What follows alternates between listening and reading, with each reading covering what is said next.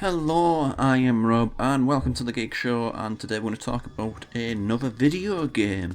Today it is the turn of the Coma 2 Vicious Sisters from Devespresso Games, which is available on Nintendo Switch, PS4, Xbox One, Windows, Linux and Mac.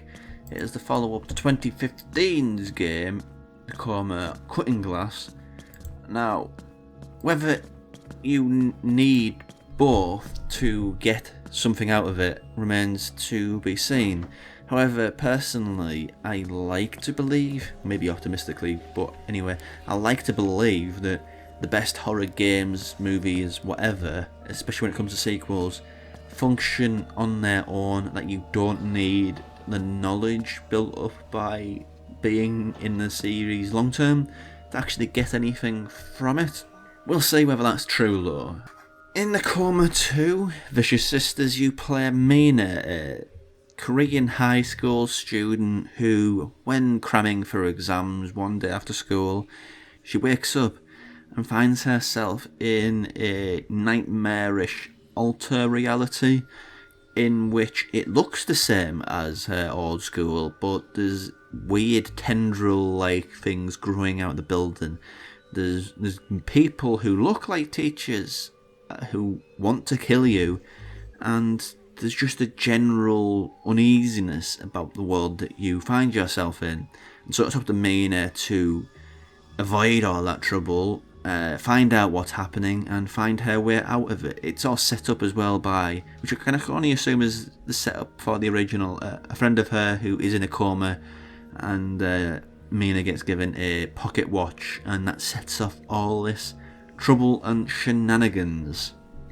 Now, aesthetically, there's only one question which will arise when looking at this for people. They'll say, that looks just like Detention, that does. And it doesn't help the fact that it too is also an Asian horror piece, which also happens to not be Japanese, which is true Detention too. However, that's like suggesting there can only be one of a certain thing, which if that was true, I think we'd have about 8 games. So that's an attitude which I think we could do with less of. That being said, what I really do like about this is that Korean horror generally is it's the stepchild that nobody talks about compared to J-horror. Everybody talks about The Ring, everybody talks about Resident Evil and stuff like that, but nobody ever gives Korean horror, stuff like Whispering Corridors, the time of day. So to see this video game in which it's not Korean as adapted into a English or a vague American voice actor, this is Korean voice acted everything. All the names are the same, nothing's changed. It takes part in Sehwa, so it has a real authenticity to it that makes it more relatable. And well, let me just put it this way. When you played the original Yakuzas on PlayStation 2, they were English voice acted, and nothing took you out of it more.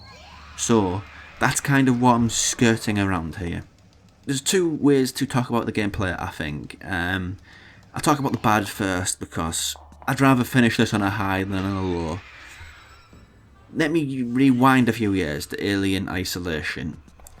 Alien Isolation, massive acclaim, probably deservedly so, but I was one of the few who really didn't like it, because it stopped being scary when the alien saw you, because basically if the alien saw you, you dead. The same is true here. You have some power, you can get tasers and stuff like that, like one shot and done self-defense things, but most of the time you are hiding in under tables or in lockers or stuff like this, or just getting out the way, just running and running and running.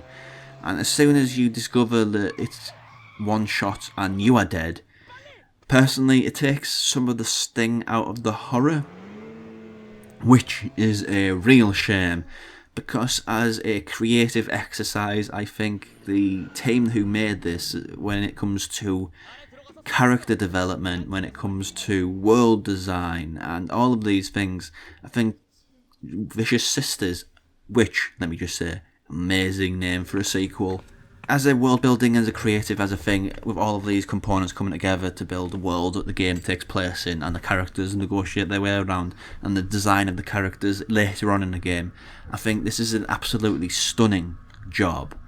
But personally, I can't get around the fact that it's incredibly unforgiving, and generally speaking, survival horrors are traumatic enough without having to repeat, because when you have to repeat, it takes a sting out of the tail, like I suggested with Alien Isolation. And I genuinely think, as far as setting up a palette for the horror to be projected upon, this is a bold statement, but I think this does a better job than Alien Isolation. And I'll lynch me now, but it's my opinion, and that's what a review is, one person's opinion, so, get used to it.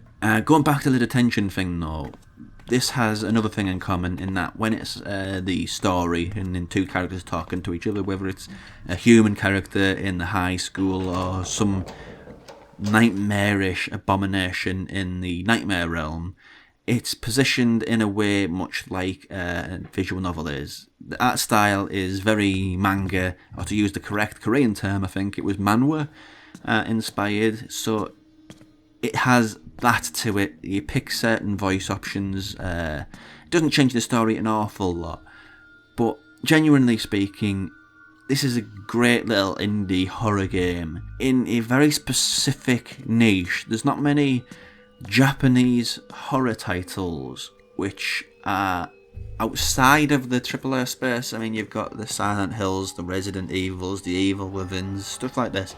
Big sort of summer blockbuster survival horror games, but the smaller indie stuff like Detention, like I mentioned before, the stuff like Yamawari Night Alone and the other things in that franchise, there's a very small group which will stand a chance because it's very hard to separate them from the anime stylings, and for a lot of the gaming community that is a big turn off, a big no-no, which in the case of Vicious Sisters I think is doing the game a disservice, because my quibbles aside, this does an awful lot right. It's just atmosphere out the wazoo, and if you know me as a fan of horror, having a lot of atmosphere out of the wazoo is an important part of what really makes it click. And yeah, this is just all great despite the difficulty curve.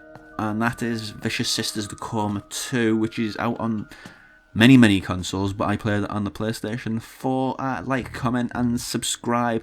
If you do comment, please don't all say you're an idiot for what you said about Alien Isolation, because I know I am. And we'll see you next time.